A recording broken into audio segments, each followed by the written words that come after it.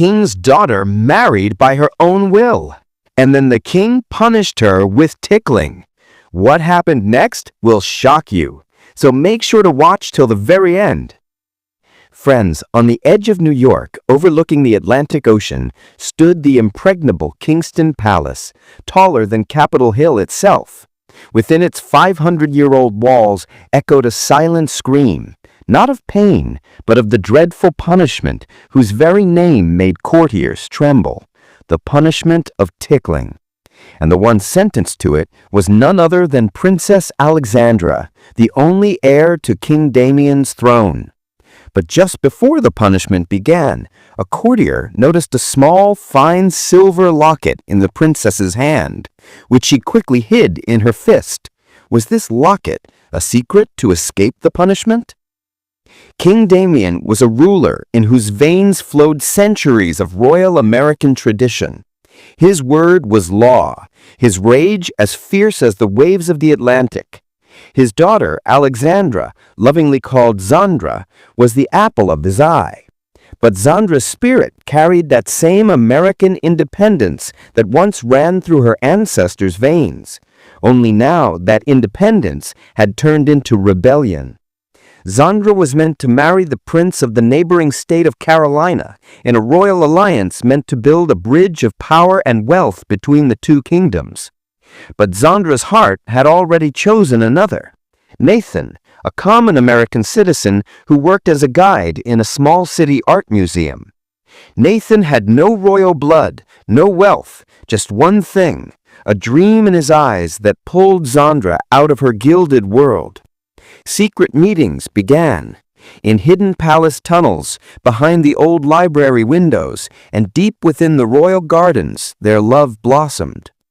That night, a snowstorm struck New York. The city lost power completely. It was the perfect moment for their escape. Zandra gave up all her royal jewelry, keeping only one thing, her mother's silver locket. Holding it tightly, she and Nathan fled through the West Wing's secret tunnel leading to an old boathouse by the river. Nathan had already prepared a small boat.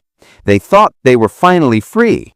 But King Damien's shadow guards feared neither storms nor darkness. When the storm cleared, the guards found the empty boathouse. 2 days later, they discovered Zandra and Nathan in an old wooden cabin near the Montana border, just one breath away from freedom. Zandra was dragged back to the palace. Nathan was thrown into the kingdom's most dreadful dungeon. King Damien's face was harder than stone. Inside the royal courtroom, now known as the Hall of Confession, the king pronounced his judgment. King Damien, Zandra, you have trampled on 500 years of royal honor. You have questioned my power.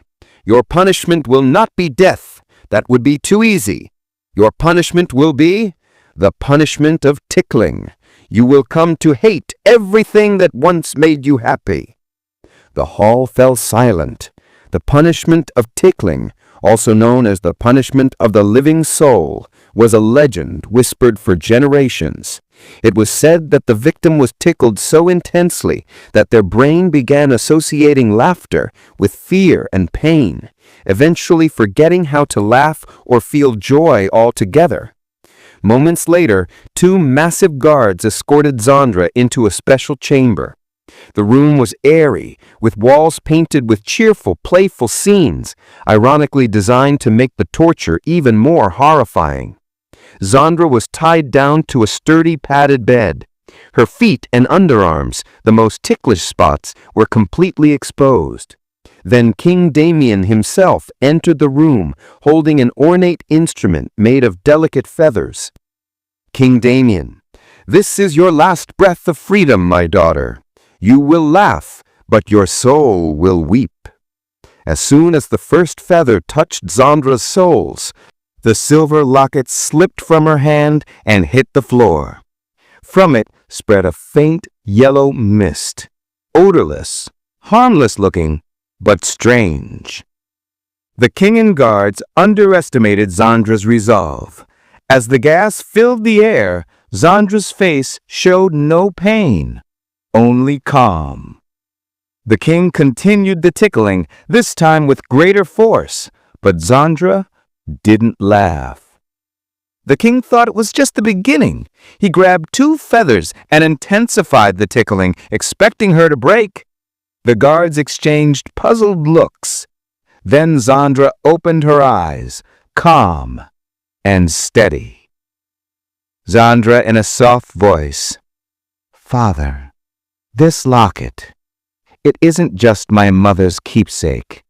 It's an ancient Oriental acupressure device, passed down from my great-grandfather during the Vietnam War. My mother taught me that if you press it in a certain way, the body's sensory nerves become temporarily numb." The king looked down. The locket lay on the floor, but its job was done. A thin thread tied around her wrist had triggered the nerve when the gas made contact. Her ticklish nerves were now completely desensitized. King Damien was stunned. His most dreadful punishment had failed, defeated by his daughter's intelligence. Then Zandra revealed one more secret that shook the ground beneath the king's feet. "Zandra, and Nathan, he's not in the dungeon." She continued, "The day we were caught, Nathan wasn't sent to the dungeon, but hidden beneath the palace in the secret royal art gallery. It's the same place where for centuries royal treasures and artifacts have been kept, known only to the king and queen." "Zandra, I knew you wouldn't kill me. You'd want to humiliate me. So I sent a message to the most trusted officer of the Shadow Guards, one who served in our palace since childhood. The night before my punishment, he freed Nathan and hid him below the palace." The king roared, "You betrayed me! He's still inside my palace?" Just then the door burst open. The captain of the Shadow Guards entered. Behind him stood Nathan. In Nathan's hand was a map of the secret art gallery itself. "Nathan, Your Majesty, I am not just a simple guide. My family has secretly preserved this palace's history for 3 generations. I know what lies in that gallery. The original Statue of Liberty blueprints and the ledger of gold stolen by your great-grandfather for its construction. If this truth reaches America, your monarchy will fall." King Damien was defeated. He realized Zandra hadn't just fallen in love, she had played a masterstroke. She had turned her punishment and her love into a weapon to change the very throne. The king dropped the feathers to the floor. "King Damien," heavy voice, "my dear daughter, you've outsmarted me. What do you want now?" Zandra wasn't punished, but rewarded with something far greater. She looked at Nathan, then turned to her father. "Zandra, I'm your daughter. I don't want to destroy the monarchy. I want to change it. I'll marry Nathan, but he won't become a prince. He'll be the first prince consort, representing the common people. And this blueprint will stay hidden forever. But in exchange, part of the royal treasury will fund art and education for the citizens of America. A new royal pact." King Damien looked into his daughter's eyes and saw the new America she dreamed of creating. King Damien, softly, "My dear daughter, you've outsmarted me. My princess." Princess Alexandra and Nathan were married. The monarchy survived, but it became more humane and closer to the true American spirit. And that silver locket still rests in a hidden corner of the Royal Museum, preserved as a weapon that once made love victorious. And that's where our story ends. If you like this story, please like the video and subscribe to the channel. Thank you.